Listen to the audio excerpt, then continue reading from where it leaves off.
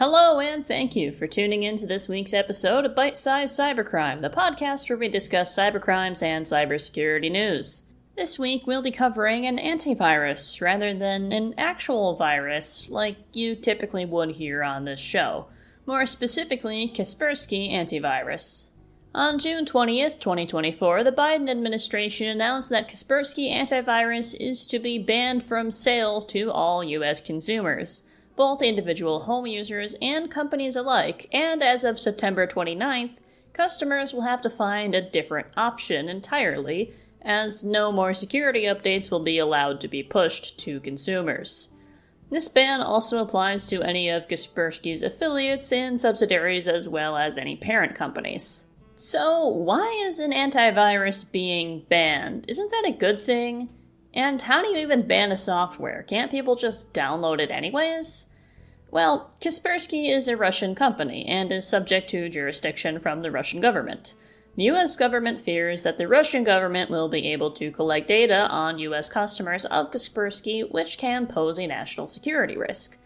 Now, Kaspersky is already banned from being used within federal agencies and has been since 2017 for this same reason. This ban is just now being extended to the entire US. But that begs the question, how do you even ban a software? Kaspersky is banned from entering any new business agreements with any other companies based out of the US, and come September 29th, they will also be barred from distributing any software updates to the US and operating its security network in the US or on any systems based in the US. But you can still choose to use their product. The government isn't going to break into your house and arrest you or anything. So, you could still use it, but you're no longer going to receive any security updates. The way an antivirus software works is by being updated regularly. New malware is created every day and discovered by cybersecurity researchers.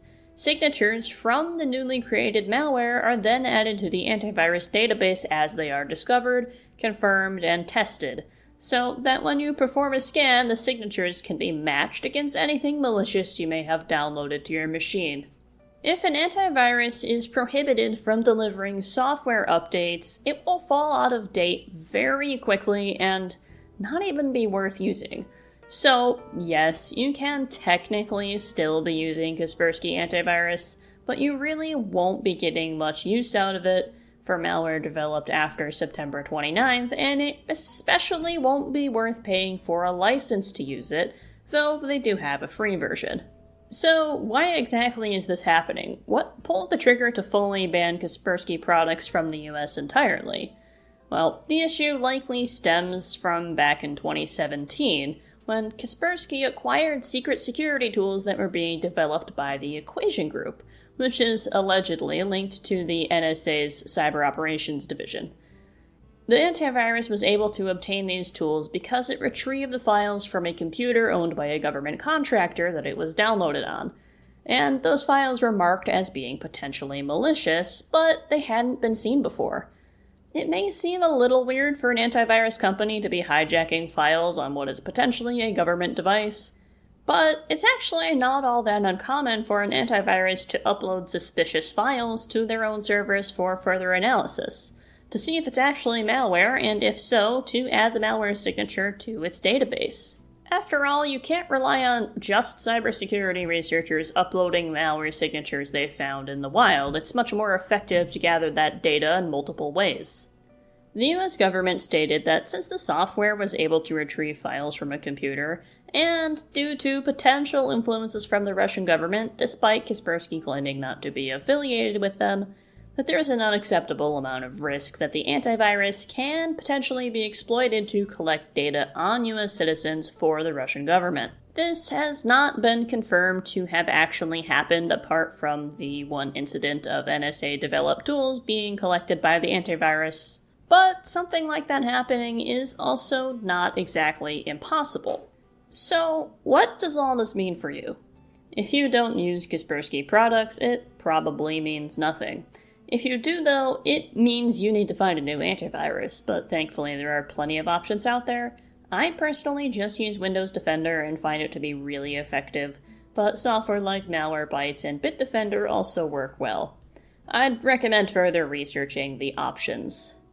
For organizations based in the US, Kaspersky didn't really have as big a market share compared to other products, notably McAfee and CrowdStrike, although it was still popular for small businesses due to there being a decent free version and a comparatively cheap enterprise version.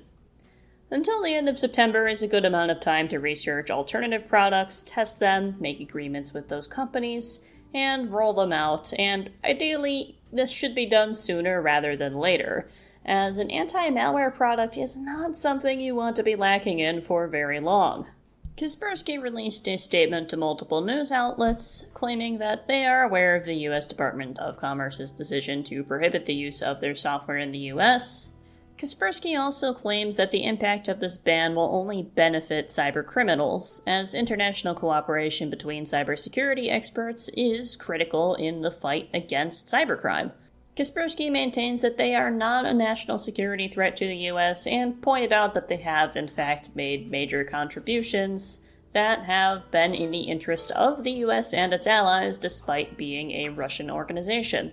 This ban could have further implications about restricting software that people in the US are allowed to use, but that's a much broader conversation for a different day, perhaps. Thank you to Reuters, Bleeping Computer, The Hacker News, and Ars Technica for reporting the details of this case. And of course, thank you for tuning into this week's episode of Bite-Sized Cybercrime. This is my first podcast episode from my new location. My overall sound quality shouldn't have changed, but if there is a difference, let me know and I can tweak my setup a bit. But until next time, stay secure.